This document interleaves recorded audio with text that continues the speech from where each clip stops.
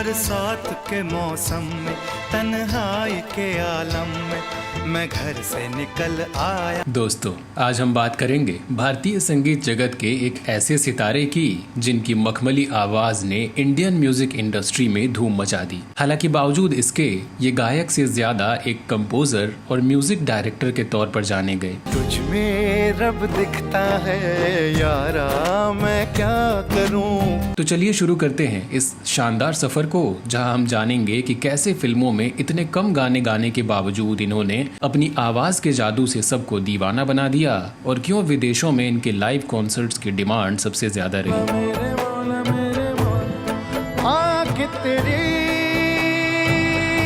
वहीं आपको जानकर हैरानी होगी कि ये एक क्लासिकल सिंगर और गजल गायक होने से पहले एक जाने माने तबला वादक थे, जहां इन्होंने दर्जनों बड़े गायकों के लिए उनके लाइव कंसर्ट में तबला बजाया और दुनिया के कोने कोने में अपने हुनर का जलवा बिखेरा। तेरे लिए हम हैं जी। कम ही लोग जानते हैं कि फेमस संगीतकार जोड़ी नदीम श्रवण वाले श्रवण राठौड़ और प्लेबैक सिंगर विनोद राठौड़ इनके सगे भाई हैं। लेकिन इन्होंने नेपोटिज्म का फायदा नहीं उठाया और खुद को अपनी मेहनत से साबित किया।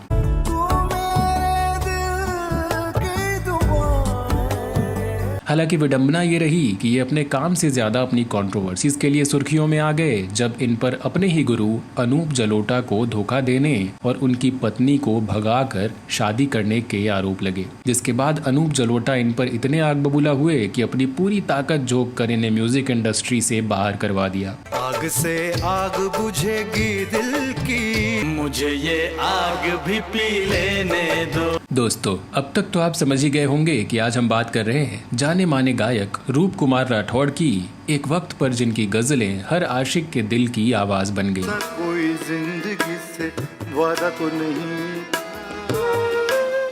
रूप कुमार राठौड़ ने भजन, लाइट क्लासिकल म्यूजिक, गजल और सूफी संगीत में अपनी प्रतिभा का लोहा मनवाया। इन्होंने कई बड़े कलाकारों के साथ फ्यूजन कॉन्सर्ट्स किए और अपनी सिंगर पत्नी सोनाली के साथ एल्बम्स और सीरियल्स में गीतों और गजलों को भी पेश किया। यूनाइटेड नेशंस चैरिटी प्रोग्राम के लिए इन्होंने अपनी पत्नी के साथ मिशन उस्ताद नाम के म्यूजिकल टेलीविजन रियलिटी शो में परफॉर्म किया और उस्ताद जोड़ी का टाइटल भी हासिल किया।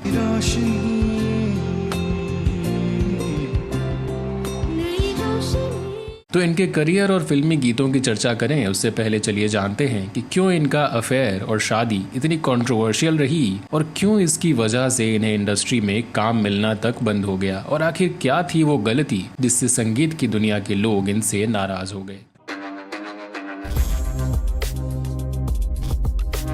मेरा दिल ये बोला, मेरा दिल ये बोला यारा।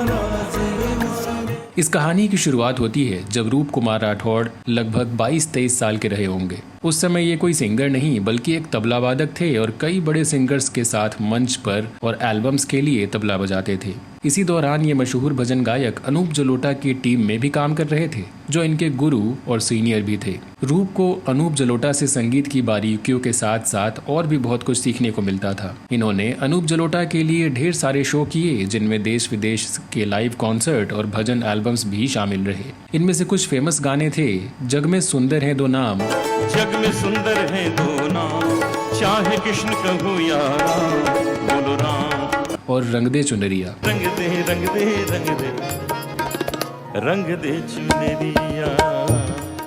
रूप कुमार राठौड़ अनूप जलोटा की टीम में काम करते करते उनकी पत्नी सोनाली सेठ के भी करीब आने लगे। सोनाली भी संगीत की दुनिया से ताल्लुक रखती थीं और गुजराती सिंगर भी रही थी। हालांकि अनूप जलोटा को अपनी पत्नी और अपने प्रिय शिष्य की इस गहरी दोस्ती का कोई अंदाजा नहीं था, लेकिन समय के साथ इन दोनों की दोस्ती अफेयर में बदल गई और दोनों चोरी छिपे मिलने लगे। सोनाली अब अपने पति अनूप जलोटा से झगड़ने लगी और शोज में जाने से मना करने लगी, क्योंकि अब वे ज्यादा से ज्यादा समय रूप कुमार के साथ ही बिताना चाहती थी। 80 के दशक में भजनों और गजलों की दुनिया में अनूप जलोटा का नाम काफी फेमस था, लेकिन सोनाली अब पति से दूर हो गईं और रूप के कहने पर ही अपने फैसले लेने लगी। साल 1984 में अनूप जलोटा को अमेरिका में एक शो करने का निमंत्रण मिला। उन्होंने अपनी पत्नी सोनाली को भी साथ चलने को कहा, लेकिन सोनाली ने मना कर दिया क्योंकि उनके मन में अलग ही प्लानिंग चल रही थी। इधर अनूप जलोटा अपने शो के लिए अमेरिका रवाना हुए और उधर सोनाली ने घर छोड़ दिया और अपना सारा सामान लेकर रूप के साथ रहने चली गई।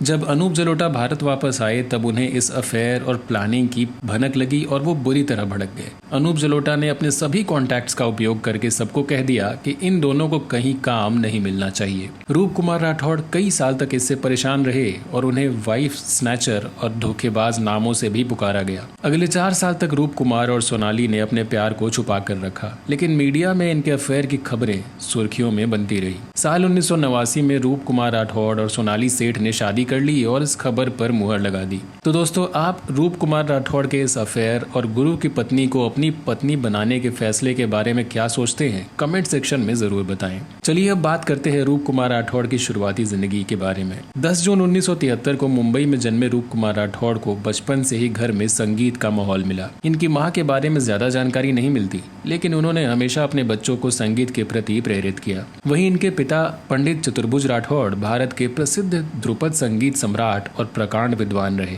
साथ ही वो एक उत्कृष्ट क्लासिकल म्यूजिक गुरु भी थे। मूल रूप से इनका परिवार राजस्थान से था और इनके पूर्वज सिरोही के राज दरबार में संगीत और वाद्य यंत्रों की पेशकश के लिए जाने जाते थे। पंडित जी के घर का माहौल ऐसा था कि वहाँ बच्चे पैदा होने के बाद रोते नहीं बल्कि गाते थे। बच्चों को खेलने के लिए झुनझुने नहीं बल्कि म्यूजिक इंस्ट्रूमेंट मिलते थे। पंडित चतुर्भुज जी अपने बच्चों को संगीत की तालीम देने के साथ साथ लगभग 30,000 से ज्यादा लोगों को भी म्यूजिक की ट्रेनिंग देते थे। उनके शिष्यों में कल्याण जी, लक्ष्मीकांत प्यारेलाल, पंकज उधास और सदाशिव पवार जैसे मशहूर लोग शामिल रहे। पंडित जी के 5 बेटे और 1 बेटी थी, जिनमें से 3 बेटों ने अपने पिता की संगीत विरासत को आगे बढ़ाया, जबकि बाकी 2 बेटे बिजनेस की दुनिया में आगे चले गए। रूप कुमार राठौड़ भाइयों में सबसे छोटे थे। इनके बड़े भाई श्रवण राठौड़ ने सबसे पहले फिल्म इंडस्ट्री में अपनी किस्मत आजमाई। उनकी शुरुआत तो संघर्षपूर्ण रही, लेकिन फिल्म आशिकी के गानों की सफलता ने उन्हें जबरदस्त पहचान दिलाई। इसके बाद 90s के दौर में उन्होंने अपने पार्टनर नदीम सैफी के साथ मिलकर हिंदी म्यूजिक इंडस्ट्री पर राज किया। हालांकि कहा जाता है कि श्रवण राठौड़ ने अपने दोनों भाइयों को कभी भी कोई बड़ा गाना नहीं दिया और ना ही ज्यादा सपोर्ट किया। रूप कुमार राठौड़ ने महज 6 साल की उम्र में अपने पिता के साथ मंच पर तबला बजाना शुरू कर दिया। बचपन में तबले से एक ऐसा लगाव हो गया, एक ऐसा रिश्ता बन गया कि मुझे ऐसा लगा कि मेरा जन्म हुआ है तबला बजाने के लिए। अल्लाह रखा खान, किशन महाराज, शांता प्रसाद, जाकिर हुसैन आदि उस समय के बड़े तबला वादकों को देखते सुनते हुए रूप ने तबला बजाना सीखा और धीरे धीरे इसमें महारत हासिल कर ली। इन्होंने पंकज उधास के गीतों जरा आहिस्ता चल और सोने जैसा रंग है तेरा में तबला वादन किया। चांदी जैसा रंग है तेरा, सोने जैसे बाल। इसके अलावा अनूप जलोटा के भी कई एल्बम गीतों में, जैसे जग में सुंदर हैं 2 नाम में भी इन्होंने ही तबला बजाया। जग में सुंदर हैं 2 नाम, चाहे कृष्ण कहूँ या बोलो राम। रूप उस समय अपने शोज में खूब पैसे कमा रहे थे और घर वालों पर खर्च कर रहे थे, क्योंकि तब ना इनकी कोई गर्लफ्रेंड थी और ना ही कोई और शौक। उसी दौरान पंकज उधास का एक हांगकांग टूर रद्द हो गया और यहीं से रूप कुमार की नई यात्रा शुरू हुई। दरअसल उस दिन रूप अपने पिताजी के शो पर गए, जहां उनका एक शागिर्द नहीं आ पाया, तो रूप तानपुरा लेकर खुद ही बैठ गए। करीब 45 मिनट बाद पिताजी ने सभी शागिर्दों को गाना गाने का इशारा किया। हालांकि रूप को गाना नहीं आता था, इसलिए इन्होंने सिर झुका लिया और इन्हें बहुत शर्मिंदगी महसूस हुई। हालांकि उस दिन की शर्मिंदगी के बाद रूप ने यह तय कर लिया कि अब वो तबला नहीं बजाएंगे। रूप के मुताबिक इनके पिताजी को लगा कि किसी ने इन पर काला जादू कर दिया है, लेकिन रूप गायकी में नाम रोशन करके अपने पिता का दिल जीतना चाहते थे। साल 1985 में 25 साल की उम्र में रूप ने तबला बजाना पूरी तरह छोड़ दिया और पेशेवर गायन सीखने के लिए लंदन चले गए। 2 महीनों में खुद को तैयार किया और वहां सिंगिंग शोज करना शुरू कर दिया। अप्रैल 1985 में मुंबई लौटकर इन्होंने अपने पिताजी को अपना वीडियो और रिकॉर्डिंग दिखाया, जिससे वो बहुत खुश हुए और आखिरकार उन्होंने रूप को गायकी की तालीम देनी शुरू कर दी। म्यूजिक इंडिया से रूप का पहला एल्बम परवाज हिट रहा।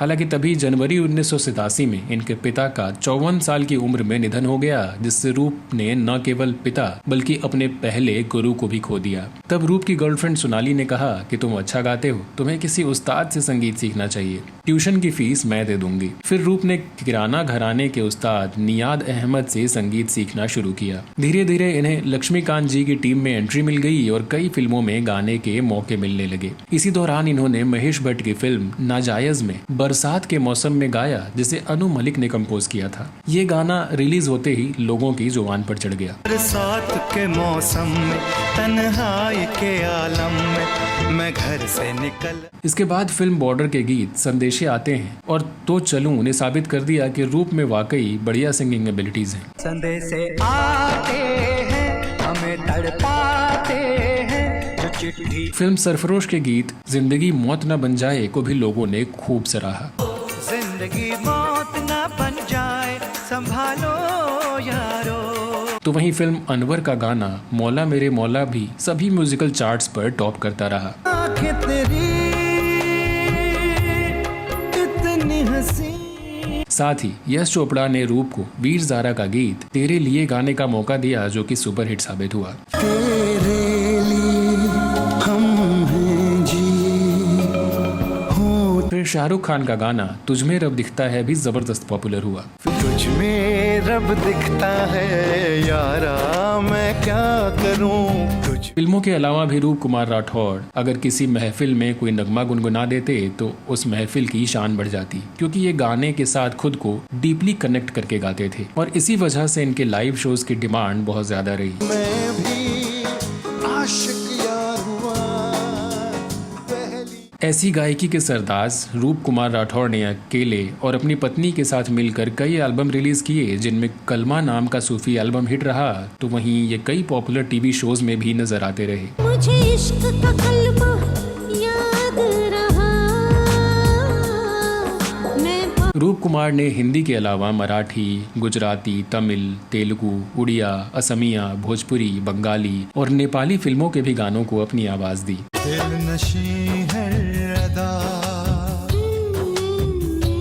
है तेरी। लेकिन इनकी पहली प्राथमिकता लाइव कॉन्सर्ट्स रहे, जिसमें ये अभी भी सक्रिय रहते हैं। इन्होंने अपनी पत्नी सोनाली राठौड़ के साथ यूएसए, यूके, दुबई, सिंगापुर और ईस्ट अफ्रीका सहित दुनिया के लगभग हर हिस्से में कॉन्सर्ट किए। रूप कुमार राठौड़ ने गजलों को ऊंचा मुकाम दिया और गायकी के हर आयाम को छूने का भरपूर प्रयास किया। तो दोस्तों, आपको इनका कौन सा गाना पसंद है, कमेंट सेक्शन में जरूर बताएं। बॉलीवुड की किसी बेबाक स्टोरी के साथ अगले वीडियो में आपसे फिर होगी मुलाकात। तब तक के लिए नमस्कार।